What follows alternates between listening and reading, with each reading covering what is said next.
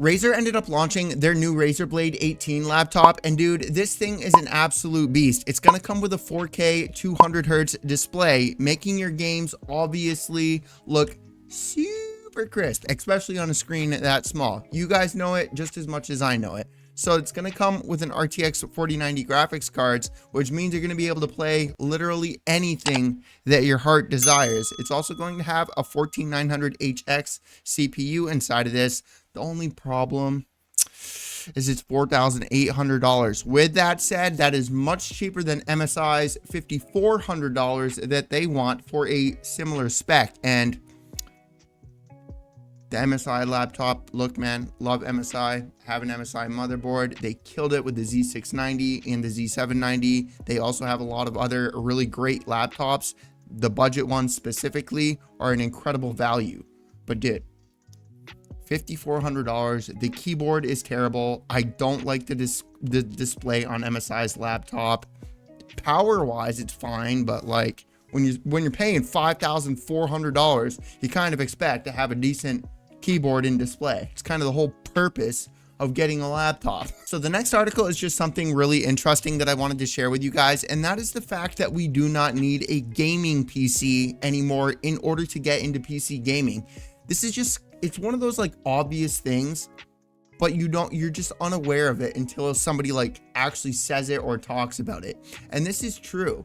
You can get a $500 like handheld, like something like the Asus ROG Ally, the Steam Deck, MSI Claw, and yes, I know prices vary across these, but I'm just using $500 to keep the video as simple as I can. All right, so you know, we have all these handhelds, and like the Asus ROG Ally, man, there's so many different options for people to choose from, and they all perform good for what they are. You know, like the lower end, I'm pretty sure it was on sale the other day. We made a video. It was like $350 on Amazon. So it was probably like $300 on other websites that don't crank or mark stuff up. I personally buy everything from Amazon because of the warranty and the like no questions asked returns. Like it's where I buy all of my PC parts. That's how I run my PC building business. It's just very simple to add all 10 parts for a computer, 9 to 10 parts for a computer into my Amazon cart, take a snapshot of what the actual cost of everything is going to be, and there you go. My buyer knows how much the PC is going to be, etc. Because I don't charge any labor fees, thankfully, because I have YouTube, I have the Amazon influencer program, I have the Amazon affiliate program, and then I got brand deals going on. So like, I'm giving back to the gaming community, because if it wasn't for the gaming community, I would not be able to do what I do, you know. But either way, I just thought this was a really cool, interesting article, and I agree. You don't need a good, like a high-end computer in order to get into PC gaming anymore.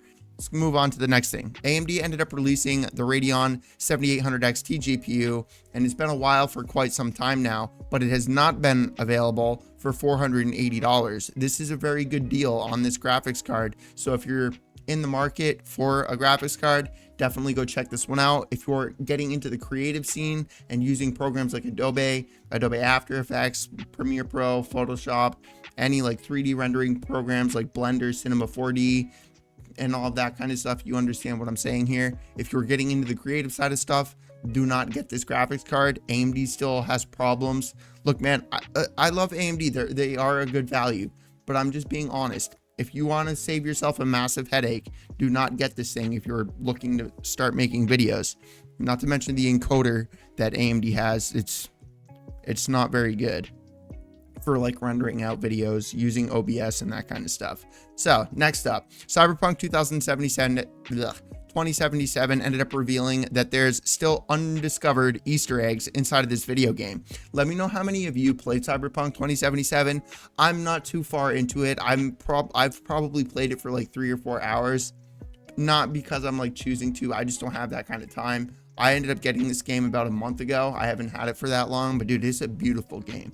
It looks really, really, really good. But either way, just figured I'd share this with you. I thought it was pretty interesting. And Cyberpunk 2077 is something that I'm getting into myself right now. So I thought some other people would like to go and fiddle-faddle around inside of the game trying to find the Easter eggs that nobody's found yet.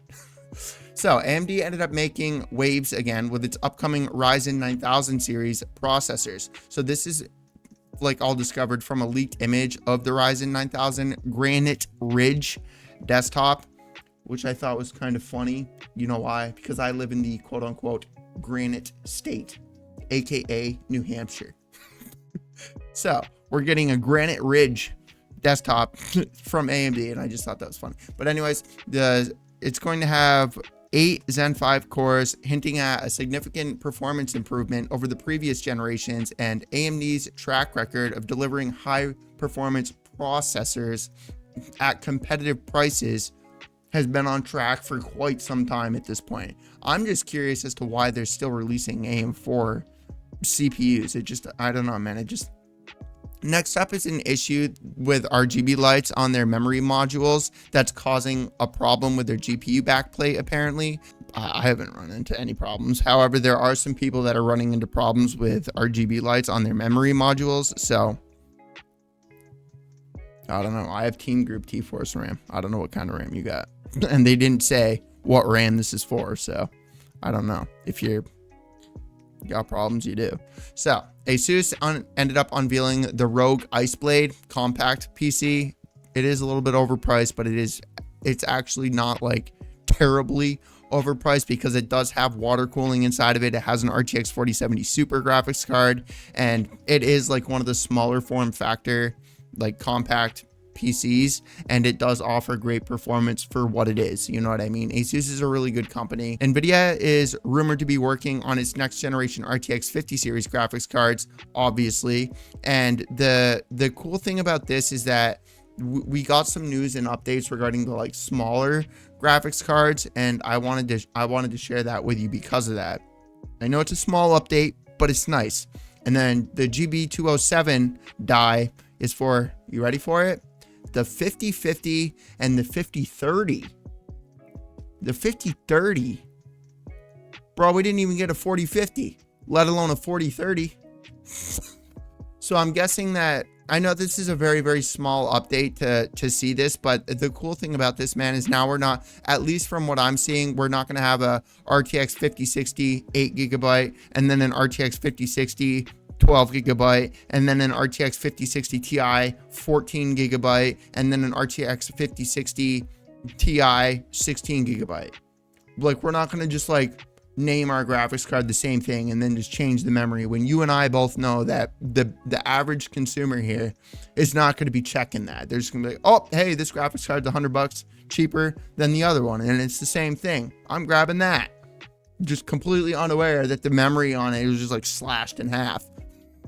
You know what I mean? So it's kind of cool to get an update regarding this, the like lower end graphics cards, the RTX 5050 and the RTX 5030 even. That's just, I was not expecting an RTX 5030.